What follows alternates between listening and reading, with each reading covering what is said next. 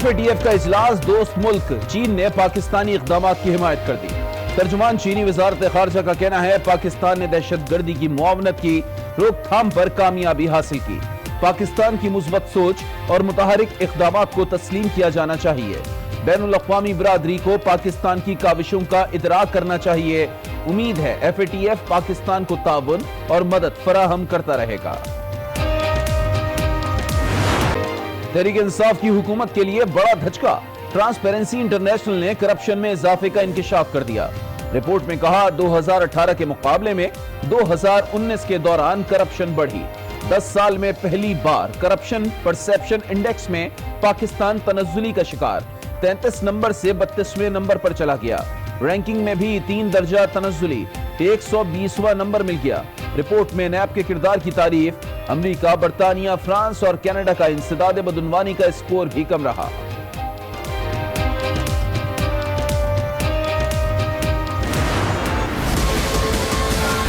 We are up against a corrupt status quo which ruled Pakistan for 30 years.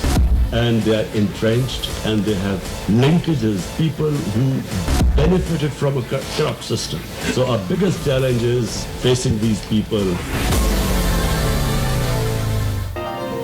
Pakistan کا سب سے بڑا challenge corruption اور ہمارا چیلنج کرپٹ مافیا کا مقابلہ کرنا ہے۔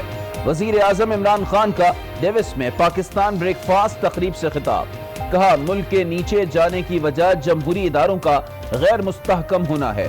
کرپٹ اسٹیٹس کو بڑا مسئلہ ہے، واضح کر دیا تنقید سے گھبرانے والا نہیں، نظریے سے پیچھے نہیں ہٹوں گا۔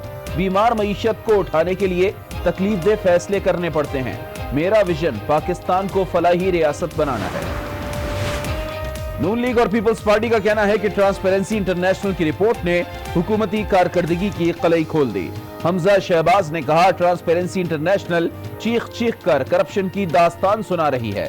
سعید غنی بولے ثابت ہو گیا 1.5 سال میں ملک ہر حوالے سے پیچھے چلا گیا۔ معاون خصوصی فردوس عاشق آوان نے کرپشن کے خاتمے کے لیے 15 مہینے ناکافی قرار دے دیے۔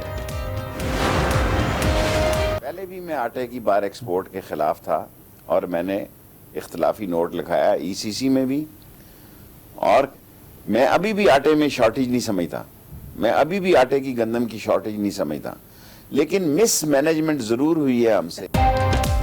ملک بھر میں آٹے کا بحران، عوام 2 وقت کی روٹی کے لیے دربدر۔ وزیر ریلوے شیخ رشید کا رد عمل، آج نیوز کے پروگرام روبرو میں گفتگو کرتے ہوئے کہا آٹے کی ایکسپورٹ کے خلاف تھا اور خلاف ہوں۔ پنجاب میں بحران پر قابو پا لیا گیا ہے، امید ہے عمران خان بحران سے نکل جائیں گے۔ مخالفین پر بھی تنقید، بولے نواز شریف سے زیادہ شہباز شریف چور ہیں۔ PTI کے ناراض اراکین سے متعلق بولے 20 لوگوں کا گروپ کچھ نہیں کرے گا، اتحادی ہمارے ساتھ ہیں۔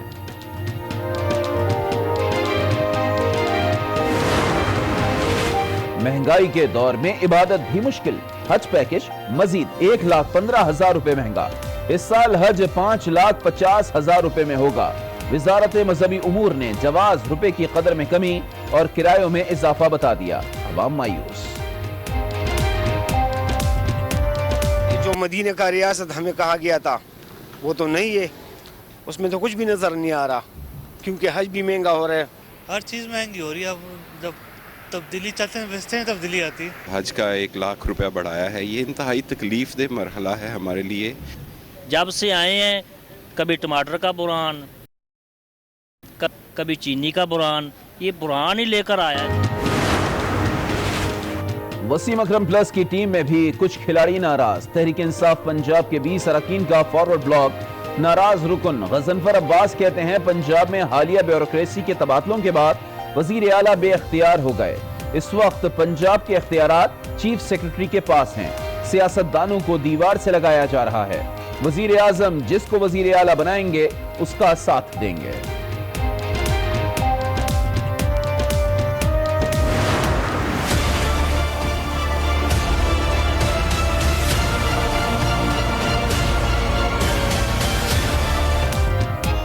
خیبر پختونخوا حکومت میں اختلاف، کپتان کے 2 بڑے کھلاڑی آمنے سامنے۔ کابینہ اجلاس کے دوران وزیر اعلیٰ محمود خان اور سینئر وزیر عاطف خان میں تلخ کلامی۔ عاطف خان کا صوبے میں کرپشن کا الزام، کہا اس سسٹم کے ساتھ نہیں چل سکتے۔ وزیر اطلاعات کے پی کے نے صوبائی کابینہ میں لڑائی کی خبریں جھوٹی قرار دے دی۔ کہا پارٹی میں کوئی گروپ نہیں، اختلافات جمہوریت کا حسن ہے۔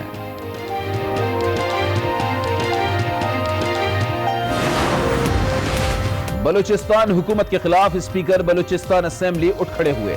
عبدالقدوس بزنجو کہتے ہیں حکومت گرانے کے لیے صرف 10 ووٹوں کی ضرورت ہے، نمبر گیم پورا کرنا مشکل نہیں۔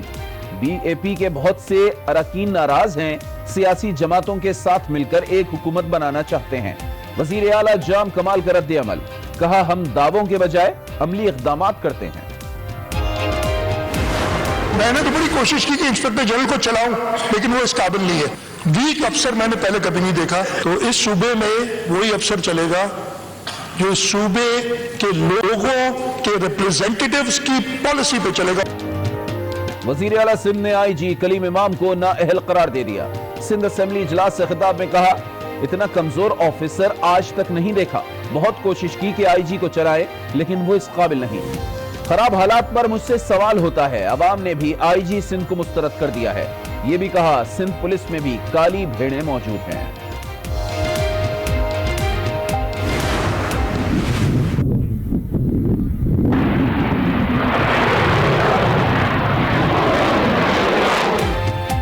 پاکستان کا دفاع مزید مضبوط، غزنوی بیلسٹک میزائل کا کامیاب تجربہ۔ میزائل مختلف قسم کے وار ہیڈز لے جانے کی صلاحیت رکھتا ہے، زمین سے زمین تک مار کرتا ہے۔ میزائل کی رینج 290 کلومیٹر ہے۔ امن کے دائی سفیر کشمیر، وزیر اعظم عمران خان کی بھارت کو پھر مذاکرات کی پیشکش۔ امریکی ٹی وی کو انٹرویو میں کہا مسئلہ کشمیر حل کرنا اولین ترجیح ہے۔ بھارتی فوج نے 80 لاکھ کشمیریوں کو یرغمال بنا رکھا ہے۔ عظیم RSS حکمران ہے جس کا مقصد مسلمانوں کا قتل عام ہے۔ جہتی وزیر خارجہ شاہ محمود قریشی نے واضح کر دیا پاکستان کشمیر کے لیے آواز اٹھاتا رہے گا۔ 25 جنوری سے کشمیر کے لیے مہم چلانے کا بھی اعلان کر دیا۔ چین خطرناک وائرس کرونا کی لپیٹ میں آ گیا، ووہان شہر کے بعد ہانگ گینگ کو بھی لاک ڈاؤن کر دیا گیا۔ دونوں شہروں سے فلائٹس اور ٹرینوں کی آمد و رفت معطل۔ دونوں شہروں میں 1 کروڑ 80 لاکھ سے زائد شہری آباد ہیں۔ خطرناک وائرس سے اب تک 17 افراد ہلاک، 600 متاثر ہو چکے۔ وائرس چین سے تھائی لینڈ، جنوبی کوریا، جاپان اور امریکہ بھی جا پہنچا۔ دنیا بھر کے ایئرپورٹ پر چین سے آنے والے افراد کی اسکریننگ جاری۔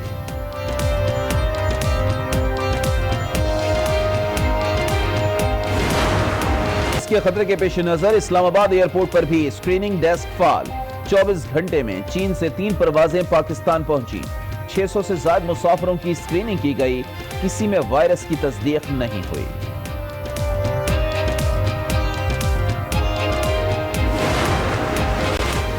اسلام آباد کے ڈاکٹر کا علاج کے لیے انوکھا انداز۔ سی ڈی اسپتال میں موجود ڈاکٹر بستر پر لیٹ کر ہی مریضوں کو ٹریٹ کرنے لگا۔ لیٹے لیٹے ہی دوا تجویز کر دی۔ اسپتال کا بھی برا حال، سیوریج کا پانی سرجیکل وارڈ میں داخل۔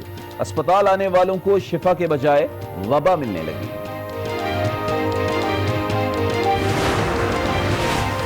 اسلام آباد میں تبدیلی، ناکوں پر کیمروں کا استعمال شروع کر دیا۔ پولیس اہلکاروں کی گفتگو بھی ریکارڈ ہوگی۔ کیمرے یونیفارم میں لگائے گئے ہیں۔ آئی جی اسلام آباد کی وزیر داخلہ اجاز شاہ کو بریفنگ۔ کیمرے اندھیرے میں بھی ویڈیو بنانے کی صلاحیت رکھتے ہیں۔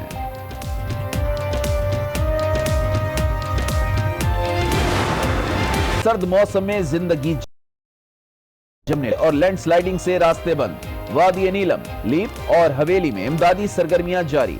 استور میں بھی برف باری نے مشکلات بڑھا دی۔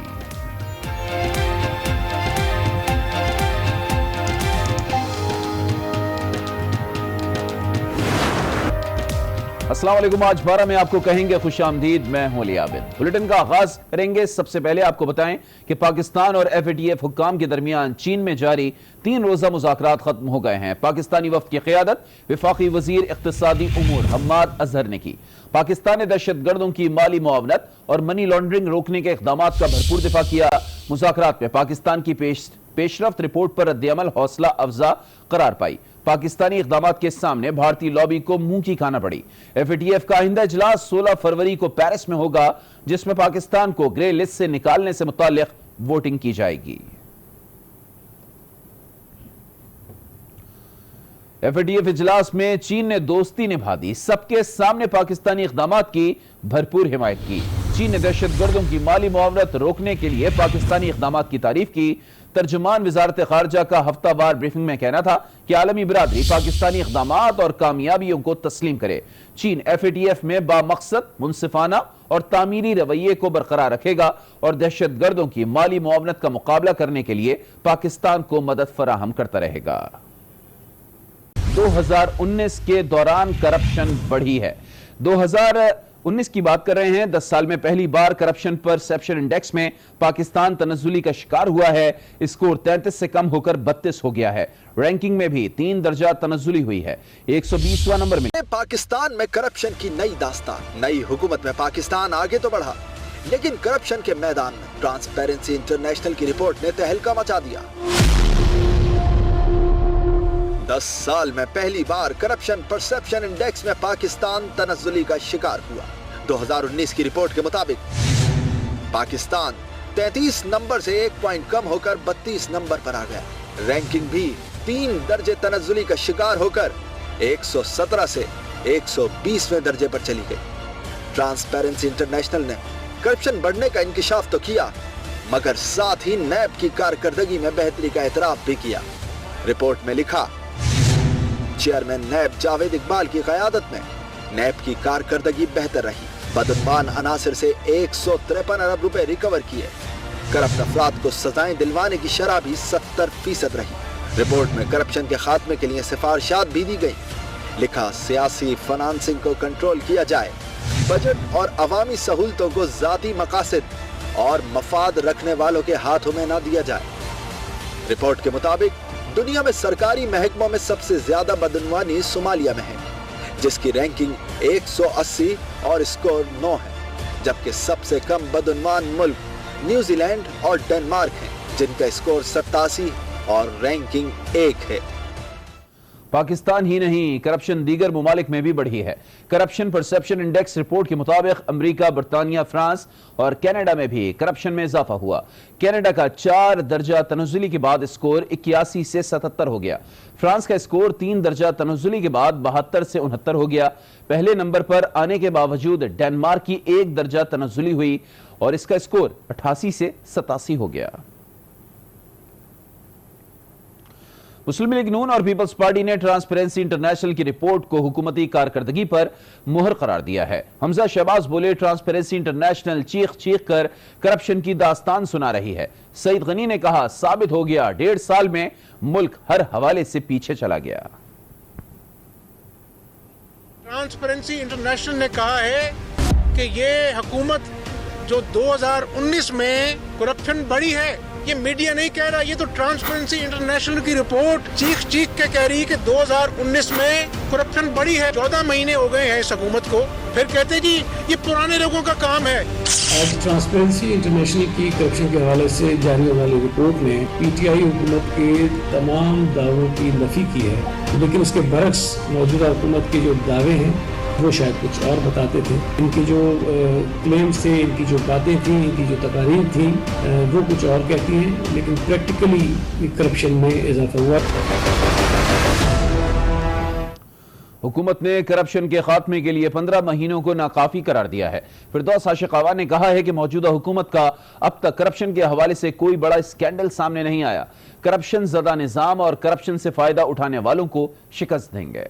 واحد حکومت ہے جس کا ابھی تک کوئی ایسا سکینڈل، کوئی ایسا کرپشن کے ساتھ جڑا، ذاتیات کے ساتھ جڑا کوئی ایسا بیانیہ سامنے نہیں آیا۔ یہ 72 سال کا جو جڑوں میں گھسا گند ہے، اس کو صاف کرنے کے لیے 15 مہینے ناکافی ہیں۔ ہم کرپشن زدہ نظام اور کرپشن کے بینیفیشریز جو ہیں دونوں کو شکست دیں گے۔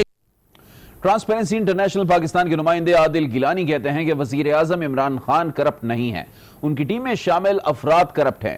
1 نمبر کم ہونے سے کوئی نتیجہ نہیں نکل سکتا۔ موجودہ حکومت کے اندر جو پرائم منسٹر ہیں وہ بہت سنجیدہ ہیں، ان سے ہماری ملاقاتیں بھی ہوتی رہتی ہیں، وہ چاہتے ہیں، مگر ان کے ساتھ جو ٹیم آ گئی ہے، اس ٹیم کے اندر جو کئی ان کے مرضی کے حساب سے نہیں آئے ہیں، کئی ان کی مرضی سے آئے ہیں، وہ خود جو ہے کرپشن کو ختم کرنا نہیں چاہتے. کئی لوگ اس میں ایسے ہیں جو کہ پچھلی حکومت میں تھے, کئی لوگ ایسے ہیں جن پہ نیب کے کیسز ہیں اور آج وہ کام چلا رہے ہیں ان کا. تو اس میں یہ ہو رہا ہے کہ پرائم منسٹر اپنے مقصد میں کامیاب نہیں ہو رہے ہیں. اکاؤنٹنگ اداروں سے جو ہے وہ اپنے کیسز بند کرا دیتے ہیں, لا چینج کرا دیتے ہیں, پارلیمنٹ میں آ جاتے ہیں. اب دیواس کے اندر آپ جا کے دیکھیں, آج ہمارے پرائم منسٹر کے ساتھ جو ٹیم گئی ہوئی ہے اس میں 3 ایسے ہیں جن کے نام جو ہے پاناما لیک میں ہے, نیب کی کرپشن میں انوالو ہیں. ایک طرف کرپشن انڈیکس منہ چڑھا رہی ہے تو دوسری جانب وزیر اعظم عمران خان کے سابقہ بیانات. اور آج بھی وزیر اعظم نے کہا ہے کہ پاکستان کا سب سے بڑا چیلنج کرپشن ہے اور ہمارا چیلنج کرپٹ مافیا کا مقابلہ کرنا ہے. تنقید سے گھبرانے والا نہیں ہوں, اپنے اہداف پر کوئی سمجھوتا نہیں کروں گا. This change, of course, is quite painful.